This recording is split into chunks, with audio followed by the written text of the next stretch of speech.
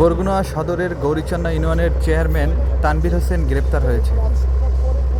সকালে বরগুনা সদরের মনসাতলী এলাকা থেকে তাকে গ্রেপ্তার করে বরগুনা থানা পুলিশ।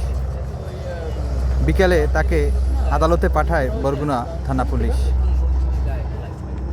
জানা গেছে, তানভীর চেয়ারম্যানের এগেনস্টে 1974 সালের বিশেষ ক্ষমতা আইনের একটি মামলা রয়েছে এবং এর আগে তিনি ঈদের সময় শেখ হাসিনার নামে ঈদ উপহার বিতরণ করেছেন। সেই সব বিষয় উল্লেখ করে বরগুনা সদর থানা পুলিশ তাকে গ্রেপ্তার করে। বিকেল 5টার দিকে তাকে আদালতে পাঠিয়েছে বরগুনা থানা পুলিশ। বরগুনা থানা পুলিশ জানিয়েছে, এই মামলায় আরও যারা এজাহারভুক্ত আসামি রয়েছেন তাদেরকেও গ্রেপ্তারের অভিযান অব্যাহত থাকবে।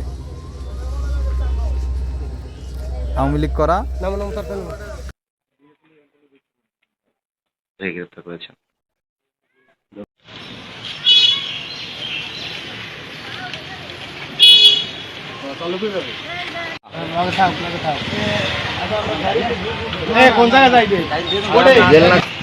জেল না গেলে বড় নেতা হওয়া যায় না। আমি গেছে ধাপা পাড়াই তৈরি আরো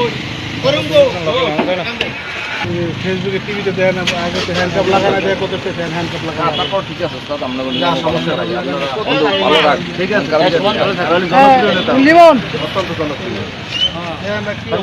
একটা মামলা খায় না, ধন্যবাদ। তানভীর আহমেদ সিদ্দিকী, উনি 2 নং গৌরীচন্না ইউনিয়নের চেয়ারম্যান। তাকে আমরা আজকে গোপন সংবাদের ভিত্তিতে দক্ষিণ মনসাতলী এলাকা থেকে গ্রেপ্তার করেছি। তার বিরুদ্ধে বরগুনা থানার বিশেষ ক্ষমতা আইনে একটি মামলা রয়েছে। আমরা উক্ত মামলায় তাকে গ্রেপ্তার দেখিয়ে বিজ্ঞ আদালতে প্রেরণ করেছি।